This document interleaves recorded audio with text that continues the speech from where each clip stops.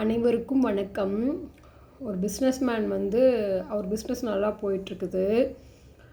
திடீர்னு படுதோல்வி அடைஞ்சிடுறாரு. ரொம்ப லாஸ் ஆயிடுது. அப்புறம் பார்க்கில் போய் உட்கார்றாரு. அவருக்கு என்ன பண்ணுறனே தெரியல. போகிற வரங்களாம் பார்த்துட்ருக்கிறாரு மனவேதனையுடன்.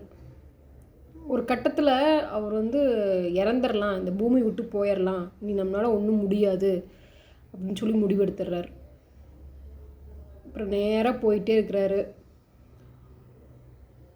ஒரு ஆறு இருக்குது, அவருக்கு நீச்சல் தெரியாது, ஆற்றுல குதிச்சிடலாம் அப்படின்னு பார்க்குறாரு. உட்காந்துருக்கிறாரு. குதிக்கிற சமயத்தில் குதிக்கலாம் அப்படின்னு சொல்லிட்டு உட்காந்துருக்கிறாரு. குதிக்கிறதுக்கு முன்னாடி அவருக்கு பல யோசனைகள். இவ்வளோ நேரம் அவர் வாழ்ந்த வாழ்க்கை எல்லாத்தையும் யோசிச்சு பார்த்துட்ருக்கிறார், கடந்த கால வாழ்க்கை.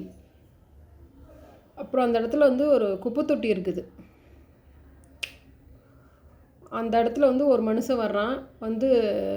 குப்பை தொட்டிலாம் புரட்டி பார்க்குறான். அவனுக்கு தேவையான பேப்பரு, பழைய புக்கு இதெல்லாம் எடுத்து போட்டு போயிடுறான் ஒரு சாக்கில். கொஞ்ச நேரம் கழிச்சு இன்னொருத்த வர்றான். அவனுக்கு குப்பை தொட்டி புரட்டி பார்க்குறான். தேவையில்லாத பாட்டிலு, பிளாஸ்டிக்கு அதையெல்லாம் அவனுக்கு அது தேவைப்படுது, எடுத்து போட்டு போகிறான். அப்புறம் இன்னும் கொஞ்ச நேரம் கழிச்சு ஒரு நாய் வருது. குப்பையெல்லாம் புரட்டி பார்த்துட்டு, ஏதாச்சும் குப்பையில் போட்டிருப்பாங்களா, சாப்பாடு, பழைய சாதம், பிரியாணி ஏதோ ஒன்று போட்டிருப்போம். மீதி ஏச்சு கூட குப்பையில் தானே போடுவோம். அதையெல்லாம் நாய் சாப்பிட்டு போகுது. கொஞ்ச நேரம் கழிச்சு ஒரு மாடு வருது. குப்பையில் இருக்கிற வெஜிடபிள்ஸ் அழுகி போனால் ஏதோ ஒன்று அழுகிச்சு குப்பையில் போட்டிருப்போம்ல, தக்காளி, வெண்டைக்காய் ஏதோ ஒன்று வெஜிடபிள்ஸ்லாம் இருக்குமில்ல, இலை, இந்த மாதிரி எல்லாம் புரட்டி சாப்பிட்டு போகுது. அவர் என்ன நினைக்கிறாருன்னா, ஒரு சாதாரண ஒரு சின்ன குப்பை தொட்டி நம்ம தேவையில்லைன்னு நிறைய பேர் கொண்டு போட்டு போயிருக்காங்க. அந்த குப்பை தொட்டியில் 4 ஜீவன் வாழுது. அதில் கொண்டு குப்பை தொட்டியில் 4 பேர் பயனடைகிறாங்க. இவ்வளோ பெரிய உலகத்தில் நம்மளால் வாழ முடியாதா அப்படின்னு அவருக்கு அப்போ தான் வாழலாம், சாகலான்னு முடிவெடுத்து திரும்ப வாழலான்னு தோணுது. அவருக்கே அவர் அட்வைஸ் பண்ணிக்கிறார். சின்ன குப்பை தொட்டியில் 4 ஜீவன் வாழும்போது இவ்வளோ பெரிய உலகத்தில் நமக்கு வாழ்கிற இடம் இல்லையா?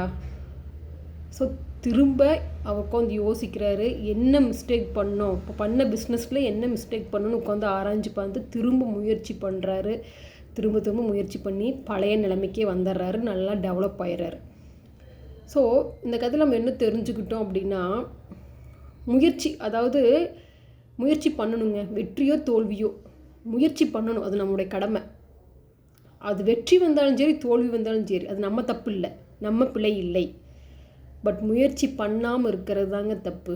ஸோ வாழ்கிறதுக்கு முயற்சி பண்ணலாம், சாகிறதுக்கு வேண்டாம்.